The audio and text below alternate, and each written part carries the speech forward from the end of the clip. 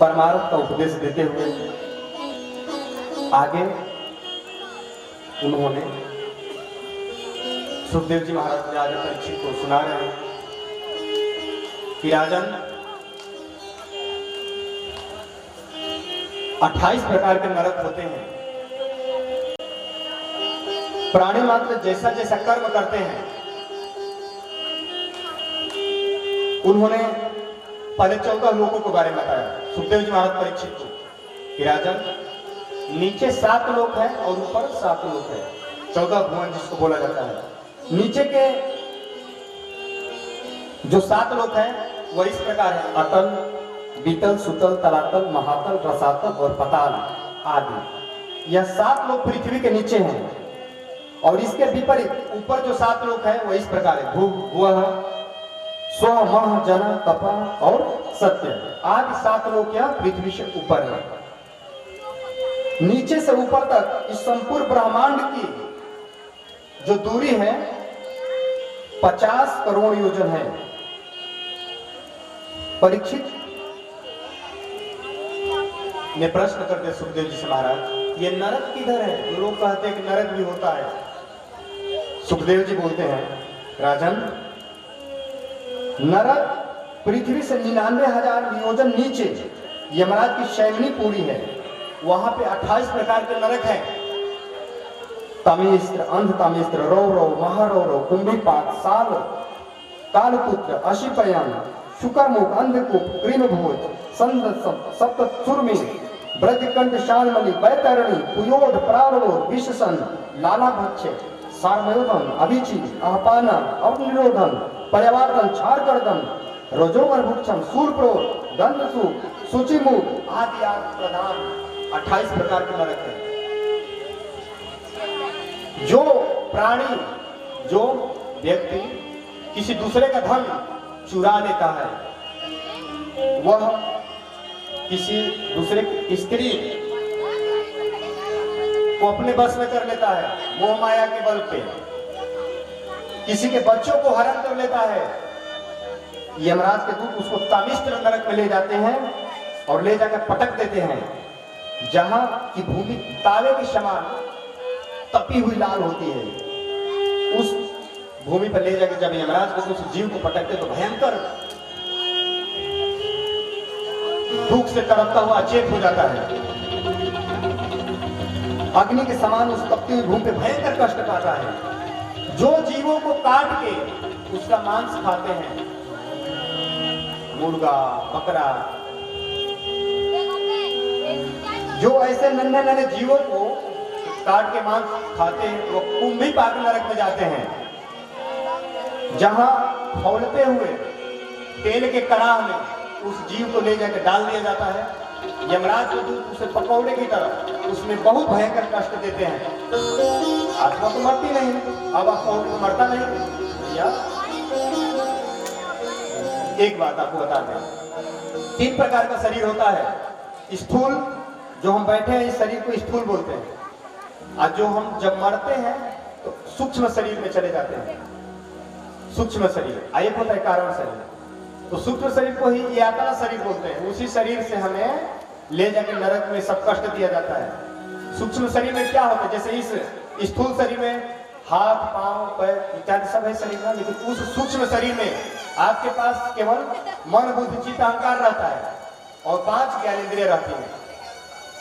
और सुख दुख का कारण मन होता है, तो वहां पे जो भी आपको कष्ट देता है मन ही तो भोगता है, और वहां पे मन होता है सूक्ष्म शरीर में, तो उसे भयंकर कष्ट मिलता है। लोग कहते हैं कि नरक वरक कुछ नहीं होते।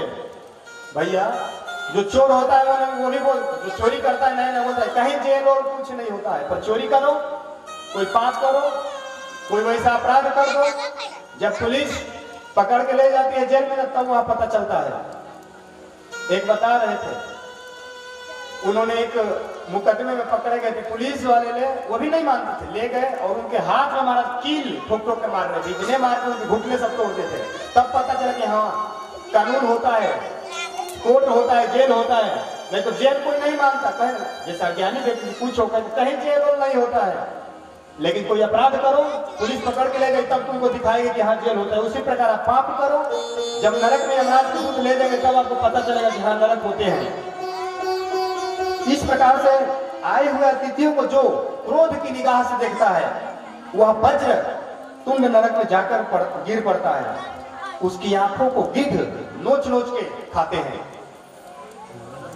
आगे इतना भयंकर नरकों का जब वर्णन सुखदेव जी ने किया तो परीक्षित महाराज कांप गए। महाराज इतना भयंकर कष्ट होता है?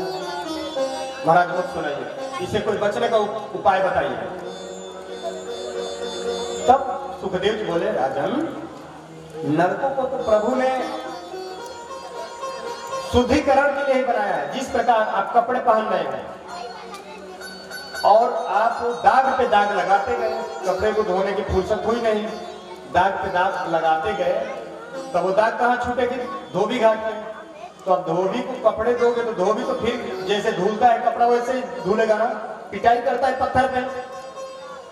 अगर आप अपने से अपने कपड़े की दाग छुड़ा लो साबुन से, धोबी घाट भेजने की जरूरत नहीं।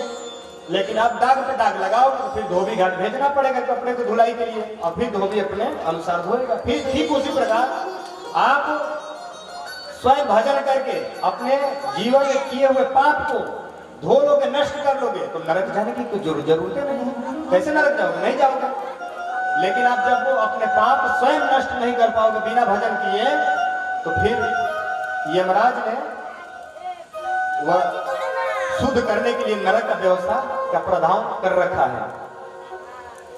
तब सुखदेव जी पूछ दिए, महाराज तो झटपट कोई साबुन बता दीजिए जिसे तुरंत हम लोग ऐसा लगाए कि एक बार में दाग छू मंतर हो जाए। सुखदेव जी बोले, राजन साबुन का नाम नोट करो, मैं ऐसा साबुन का नाम बताता हूं कि तुम जीवन भर जितने भी पाप किए रहोगे एक बार ऐसे रगड़ोगे छू मंतर हो जाएगा पाप। अच्छा, उन्होंने साबुन का नाम बताया, आप भी नोट कर लो। केचित् केवलया भक्तया वासुदेव परायणाः अघं धुन्वन्ति कासेन निहारमेव भास्करः।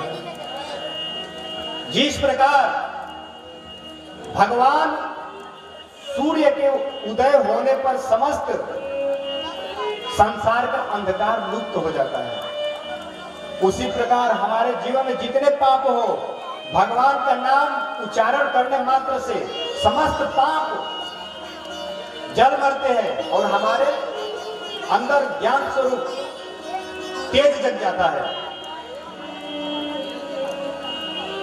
तभी तो कहा गया है, और मैं भी बोलता हूं सीताराम सीताराम रटो। बंदना राम रघुबर को, बंदना राम रघुबर को, एक कृष्ण भानु हेमकर को, एक कृष्ण भानु हेमकर को, एक कृष्ण भानु हेमकर को, एक कृष्ण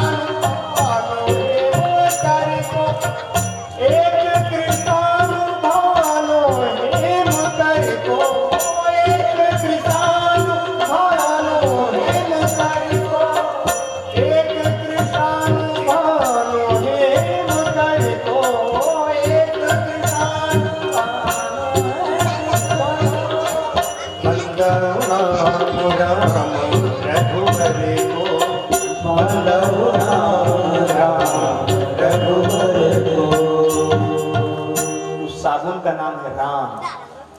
एक बार जो राम कहता है, राम का अर्थ क्या होता है जरा सुन ले। जब हम रा बोलते हैं, रकारो नल बीजा, ये जो रकार है हमारे अंदर अग्नि पैदा होते हैं, जितने पाप हमारे अंदर है उसके जला देता है। जो र का उच्चारण करते ही हमारे अंदर सारे पाप जल जाते हैं। और आ, राम में जो आ है, आ का उच्चारण करते ही परम ज्ञान स्वरूप प्रकट हो जाता है, हमारे अंदर ज्ञान का प्रकाश छा जाता है। और माँ का उच्चारण करते शीतलता, शांति, जो राम राम रटता है उसके जीवन में वो शांति ही मिलेगा। तो राम का अर्थ होता है एक बार राम कहने से।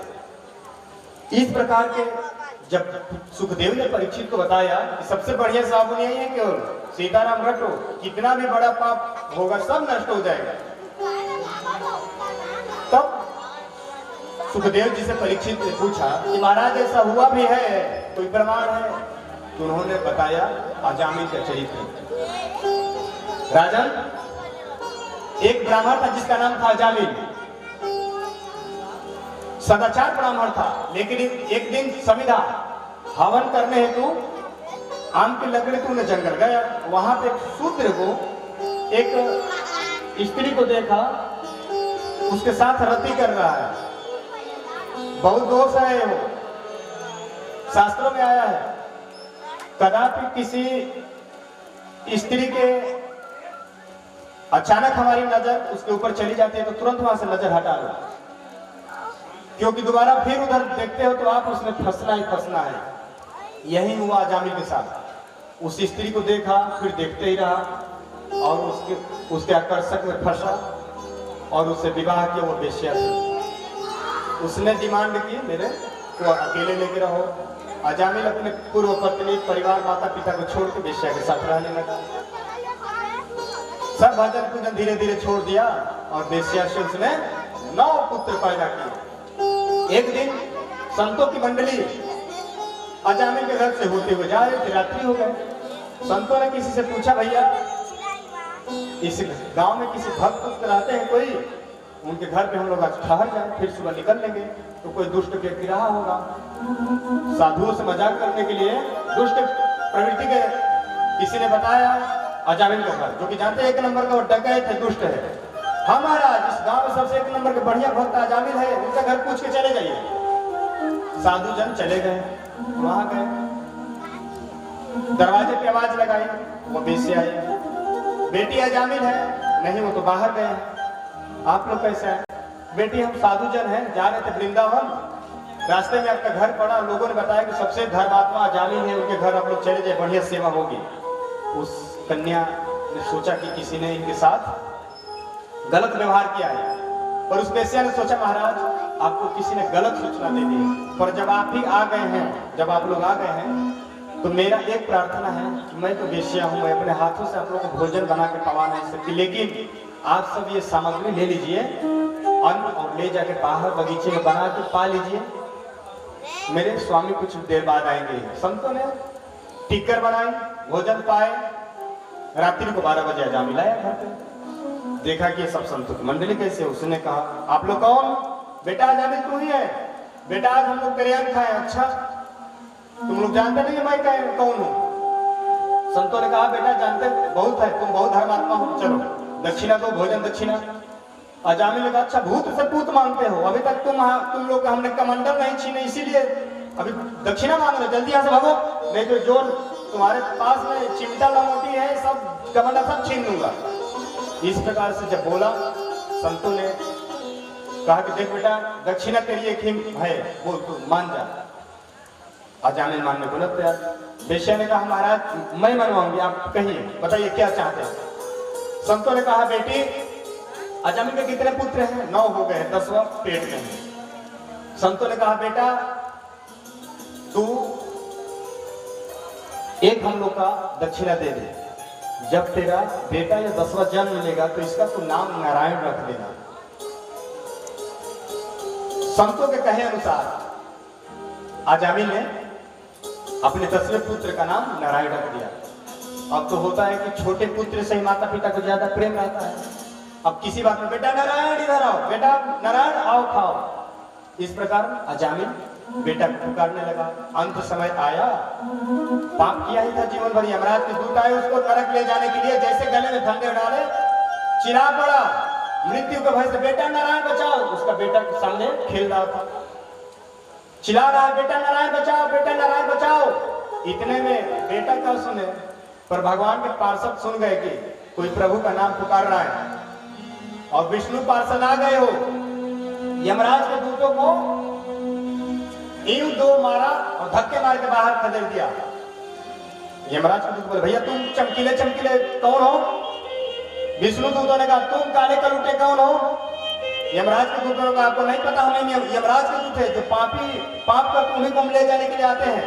विष्णु दूतों ने कहा तुमको नहीं पता, जो भगवान के नाम लेते हैं हम उनके पार्षद हैं, हम उनको लेने के लिए आते हैं। तुमको सुनाई नहीं दिया कितने जोर से चिल्ला रहा था बेटा नारायण बचाओ। यमराज के दूत बोले भैया आप लोग को भ्रम हो गया, ये अपने बेटा को बुला रहा था, उसके बेटे का नाम है नारायण।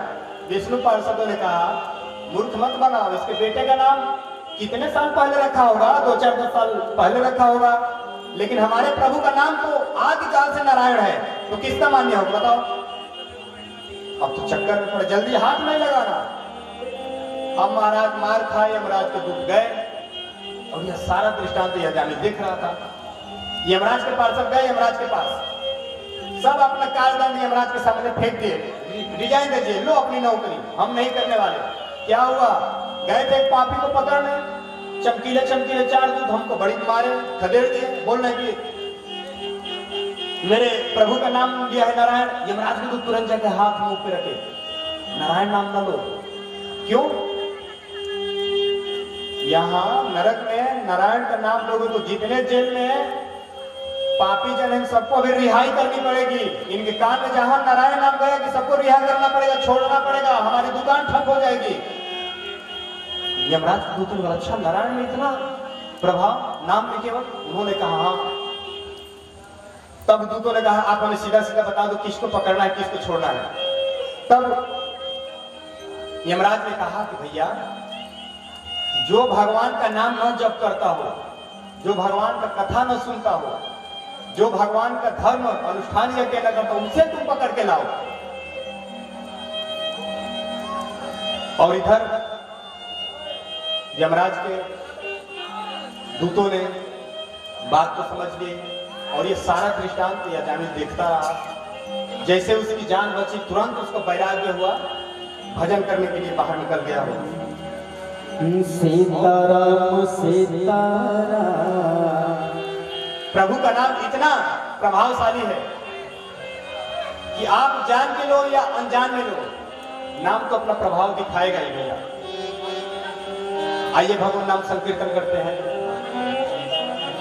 सीताराम सीताराम सीताराम कहिए, जाहि विधि रखेला सीताराम सीताराम सीताराम कहिए, जाहि विधि रखेला मुख में हो राम सेवा में, तू अकेला नहीं प्यारे राम तेरे चाल में।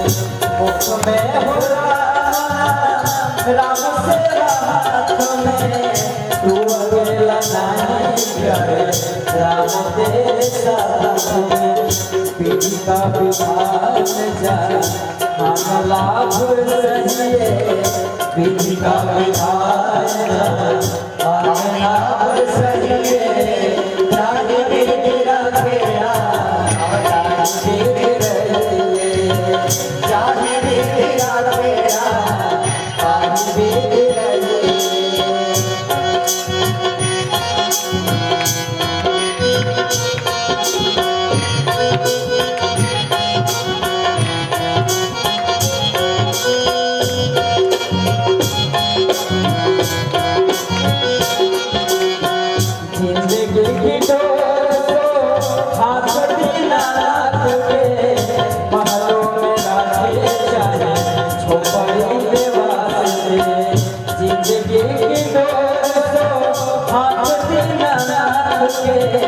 महलों में आके जाने छोपड़ी के वास्ते, धन्यवाद निर्वाद राम राम कहिए, धन्यवाद निर्वाद राम राम कहिए।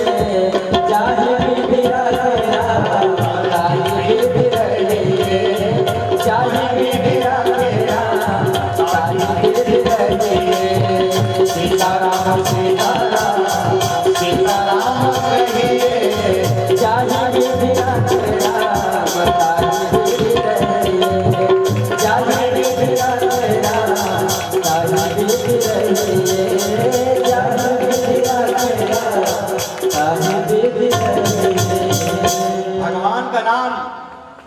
चाहे आप मन से लो, बिना मन से लो, तभी तो गोस्वामी जी भी लिख दिए हो, भाव को भाव अनख यालस हो, भाव को भाव अनख यालस हो, नामो जपत मंगल विष्णु दशम, नामो जपत मंगल विष्णु दशम, भाव को भाव अनख यालस हो, भाव को भाव अनख यालस हो। भगवान का नाम चाहे आप प्रेम से लो, चाहे भाव से लो, चाहे कुभाव से लो, भैया नाम तो अपना प्रभाव दिखाएगा ही। आगे एक बार स्वर्ग का राजा इंद्र अपने इंद्रासन में परियों का नृत्य, अप्सराओं का नाच देख रहे थे। इस समय देवताओं के गुरु जो बृहस्पति भगवान है वह आए। आप सब ध्यान को कथा सुनिए। आज भगवान का जन्मोत्सव होना है और जा सकते हैं, यहाँ लाके चढ़ा सकते हैं, जो भी सहयोग करना हो अन धन तन मन से। तो इंद्र ने अप्सराओं का नाच गाना करा रहे थे। उस समय इंद्रासन में देवगुरु बृहस्पति पधारे। इंद्र ने गुरु जी को दूर से देखा, सोचा कि ओ गुरु जी आ रहे हैं। अब वो गुरु जी का स्वागत करने में सब नाच गाने का मजा किरकिरा हो जाएगा। तो इंद्र ने गुरु जी को देखते हुए अनदेखा इधर सिर घुमा लिया। गुरु जी दूर से देखा, अच्छा चेला, गुरु जी को देख करके अनदेखा कर रहे हो। गुरु जी वहीं से रूठ के दरवाजे से चले गए। किसी ने बताया गुरु जी चले गए नाराज। अच्छा, अब तो ब्रह्मा जी के भागे गए पास। ब्रह्मा जी से जाके इंद्र बोले, प्रभु हमारे गुरु जी नाराज हो गए, कोई उपाय बताइए। ब्रह्मा जी बोले, इंद्र जब तक आपके गुरु जी प्रसन्न नहीं हो जाते तब तक आप विश्वरूप को गुरु बना दो। विश्वरूप जैसा ब्रह्मज्ञानी इस पूरी सृष्टि में इस समय कोई नहीं है। तब उन्होंने क्या किया, विश्वरूप को गुरु बनाया। विश्वरूप कौन है? कश्यप ऋषि की जो 13 पत्नियां, उन्हीं में से जो दीति है, उनकी एक बेटी थी जिसका नाम था रचना, और उन्हीं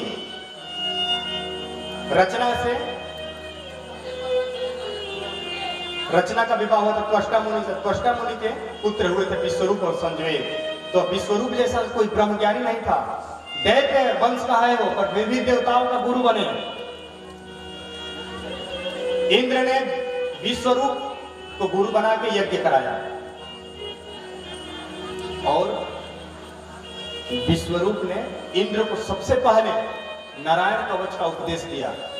यह नारायण कवच भागवत महापुराण में भैया इनका पाठ जो करता है उसके ऊपर किसी भी प्रकार का तंत्र मंत्र जादू टोना भूत प्रेत काल किसी भी प्रकार का उसके ऊपर नहीं लगता। जो लोग उसका अहित करना चाहेंगे उसको उसके प्रति षड्यंत्र जो भी मतलब जो नारायण कवच का पाठ कर रहा हो, जो उसका अहित करना चाहेंगे स्वयं वही चीज वापस लौट के उसको अटैक कर देती है। ऐसा है नारायण कवच का महिमा।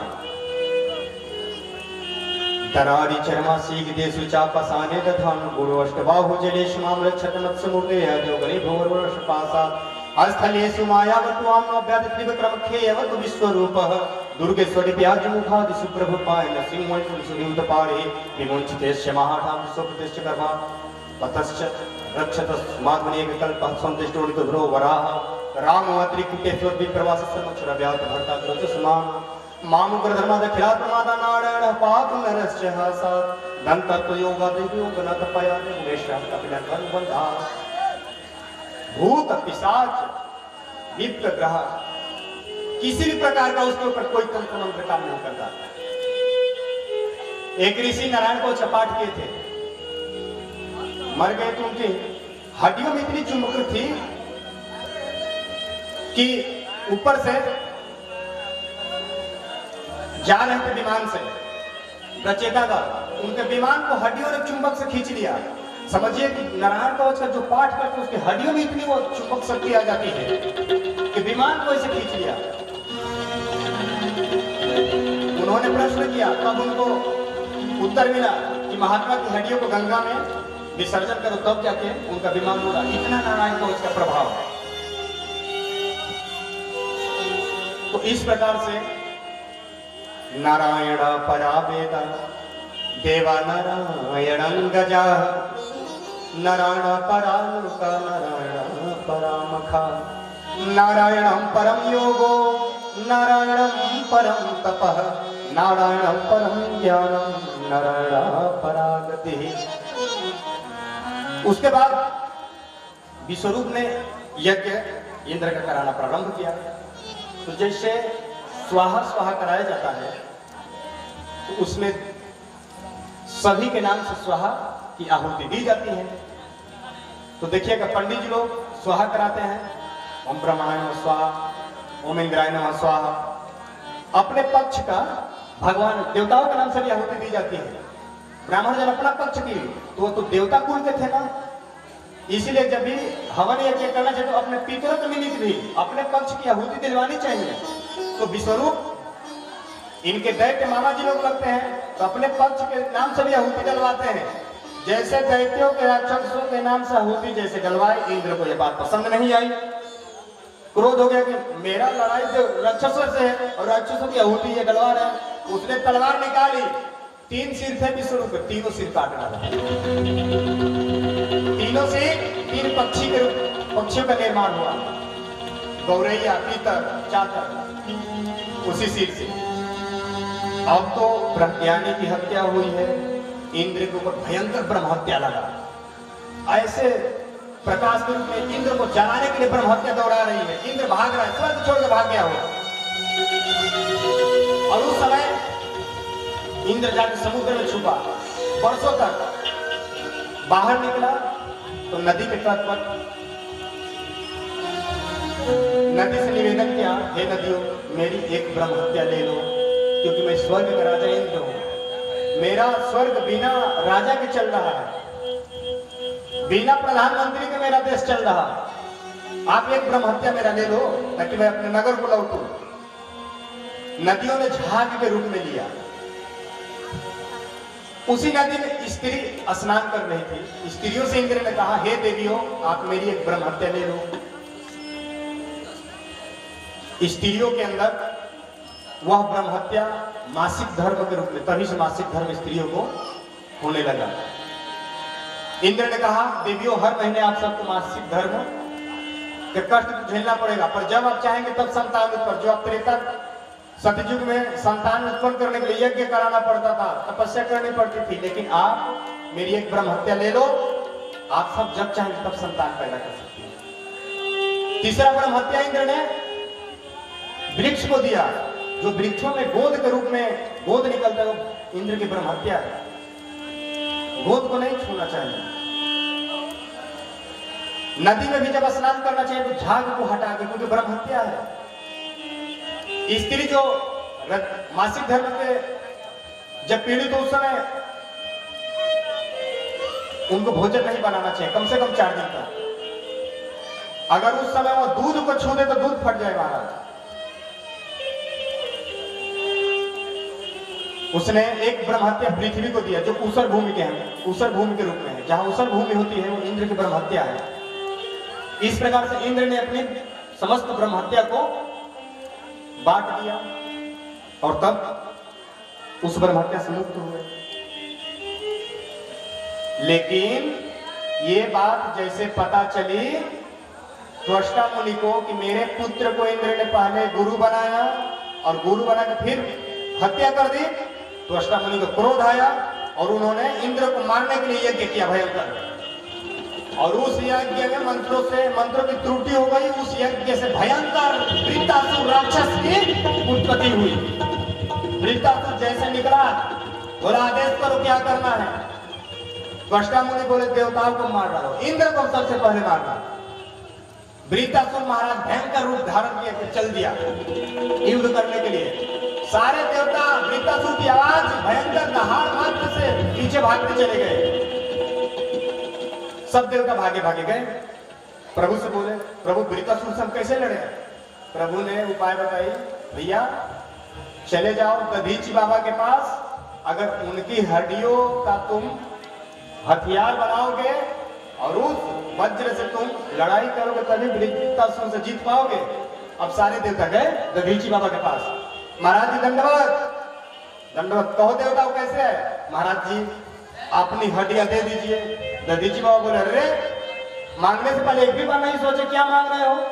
अगर इंसान को प्रेम होता है तो अपने शरीर से, और तुम लोग आके मांग रहे हो हड्डियां, जैसे लग रहा है कोई बात ही नहीं। तब देवता बोले महाराज जी अगर देने वाला मांगने वाले के ऊपर विचार करे तो देने में संकोच नहीं खाएगा। इस प्रकार दधीची बाबा समझ के बोले देवताओं मैं तो तुम्हारे मुख से मैं परमार्थ का उपदेश सुनना चाहता था। अरे मैं जानता हूं कि शरीर नश्वर है, एक दिन नष्ट होगा ही, लेकिन यह शरीर अगर किसी के काम आवे तो उससे बढ़िया हो क्या सकता है। और बाबा दधीच ने समाधि लगाई, ब्रह्म में लीन हो गए। उनके शरीर के ऊपर खाद्य पदार्थ छिड़का गया, गाय उनके शरीर को चाट चाट के मांस सब खत्म कर दिया और हड्डियों को विश्वकर्मा ने बहुत सुंदर निर्माण किया। और उस वज्र को लेकर जब इंद्र वृत्रासुर के सामने गया हो राम जी, तो उस वज्र में वृत्रासुर को भगवान कृष्ण दिखाई दे रहे हैं, भगवान श्री हरि दिखाई दे रहे हैं। तो वृत्रासुर बहुत ही सुंदर स्तुति कर रहा है, बोल रहा है प्रभु मैं जानता हूं कि मैं दुष्ट हूं, राक्षस हूं, मैं आपके भक्त बनने योग्य नहीं हूं, पर मैं आपसे प्रार्थना करता हूं कि हे हरि आप जब मैं कहता हूं मेरा मुक्ति ना हो, जब भी मेरा जन्म होता है तो संतों के दास का दास बनाइए। संत बन नहीं पाऊंगा, भक्त बन नहीं पाऊंगा, लेकिन जो आपके भक्त जन है उनके चरणों का दास तो बना दीजिए। वृत्रासुर स्तुति कैसे करता है? अहम हरेता पाते कमूल भाषानुदासो भवितास्मि भूयः। अहम हरेता पाते कमूल भाषानुदासो भवितास्मि भूयः। मनः स्मरेता सुकृते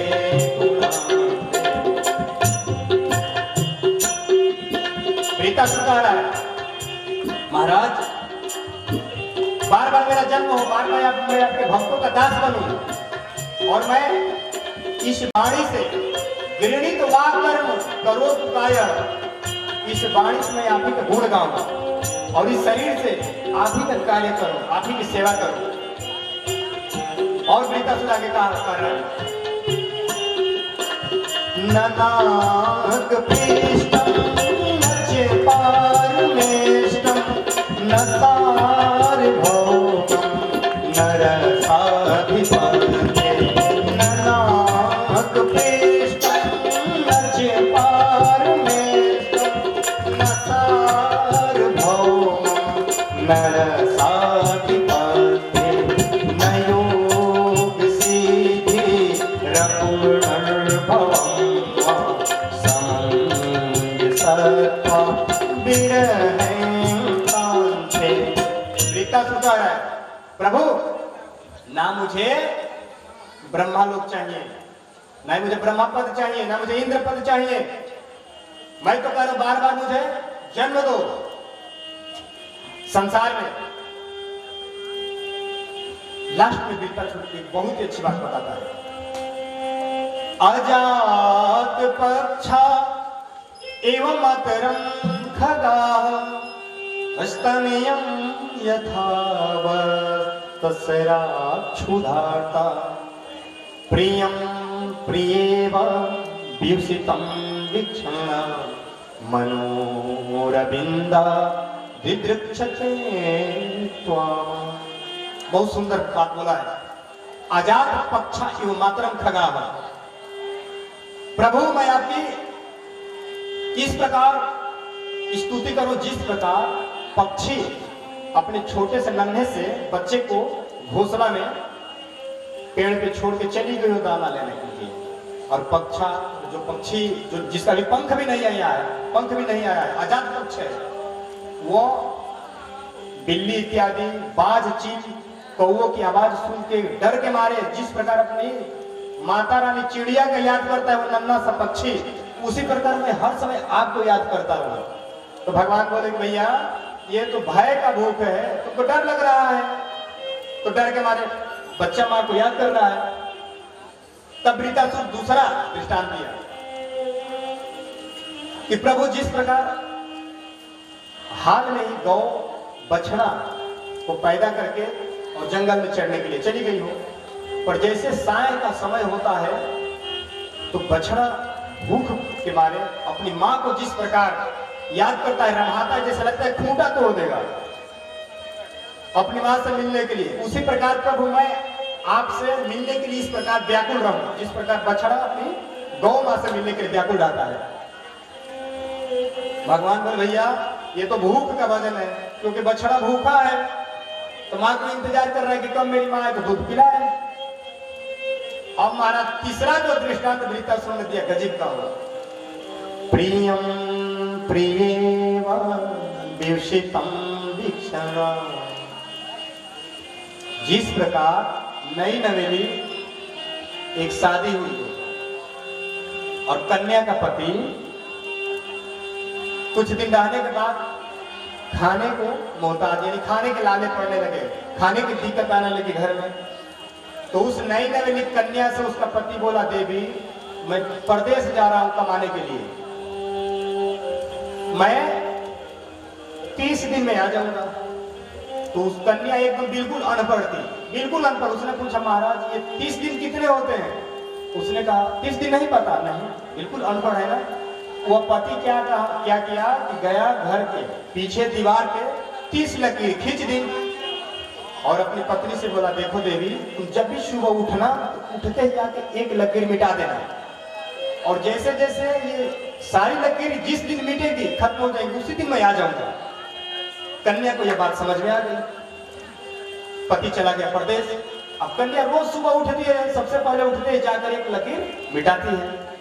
जितनी जितनी लकीर कम होती है उतना उतना उसकी मिलने की आकांक्षा व्याकुल होती है कि हम इतने लकीर कम हो गए, अब मेरे पति देव आएंगे, अब मेरे पति देव आएंगे। जैसे लास्ट एक लकीर बची थी उस दिन तो कन्या का प्रेम का प्रवाह न रहा, दरवाजे पे ही खड़ा, थोड़ा भी खटपट होता है दरवाजे पे जाकर कहीं यहाँ तो नहीं गए। वृत्तासुर कह रहे प्रभु उसी प्रकार मैं आपका भजन करूं, स्मरण करूं, याद करूं, जिस प्रकार वह नई नवेली कन्या अपने पति के से मिलने के लिए जिस प्रकार से याद करती है। इस प्रकार से जब दृष्टांत भगवान सुने वृत्तासुर के मुख से तो भगवान श्री हरि प्रसन्न हो गए। प्रश्न आया कि इतना सुंदर सुंदर यह दृष्टांत वृत्तासुर को राक्षस योनि में भी कैसे पता? तो एक कथा आती है, पूर्व जन्म में वृत्तासुर चित्रकेतु नाम का राजा था। इसकी 100 रानियां थी, बहुत सारी रानियां थी। किसी रानी से कोई बच्चा ना हो रहे हो तो बड़ी रानी को एक लड़का हो गया, वो भी कैसे? अंगिरा ऋषि ने फल दिया, रानी को लड़के हो गए। अब तो महाराज राजा रानी के पास ही रहते हैं, बड़ी रानी के पास ज्यादा बच्चे को लेकर। बाकी जो रानियां थी उनको द्वेष होने लगा कि राजा उन्हीं रानियों से प्रेम करते हैं, हमसे नहीं। आप सबको बारिश का दिक्कत हो रही है, यहाँ पूरा ये खाली है मंच, इधर खाली है, इधर आके विराजमान हो जाए या उधर चले जाए, बिना जन्मोत्सव देखे जाइएगा नहीं, कल के बाद कुछ नहीं होना। बिना संकोच के मंदिर में अगर जगह दिखती हो भाइयों भैया लोग कमेटी के जो भी है मैया लोग को स्थान दे, कहीं आप लोग एक जगह हो जाए, इनको कहीं एक जगह, या तो मंदिर में इनको जगह दो या तो मंच पे कहीं, बहुत यहाँ पे जगह है। तो वृत्तासुर ध्यान दीजिएगा, चित्रकेतु बड़ी रानी से प्रेम करने लगा लड़का के कारण। तो बाकी रानियों ने सोचा कि बड़ी रानी को लड़का हो गया तो राजा उन्हीं के पास रहते हैं, तो सभी ने सोचा कि अगर लड़का मर जाए तो राजा हम लोग के पास आने लगेंगे। तो सभी रानियों ने मिलकर दूध में जहर मिलाया और बच्चे को पिला दिया, बच्चा मर गया। अब जैसे बच्चा मर गया राजा रानी खूब रोने लगे, दहाड़ मार के महाराज मैं नहीं जीऊंगा, मेरा बच्चा जीवित करो। नारद जी आए, अंगिरा ऋषि है, महाराज मेरा बच्चा जीवित करो नहीं तो मैं भी प्राण दे दूंगा। नारद जी बोले आप हटिए अंगिरा जी, राजन क्या चाहिए? बेटा चाहिए महाराज, जल्दी जीवित करो। नारद जी बोले ठीक है। नारद जी जल आप सिंचित किए और उस मरे हुए जीवात्मा को आवाहन किया, हे जीवात्मा आओ इस शरीर में प्रविष्ट हो जाओ। वह जीवात्मा जो बच्चा मरा था वो आके शरीर में खड़ा हो गया।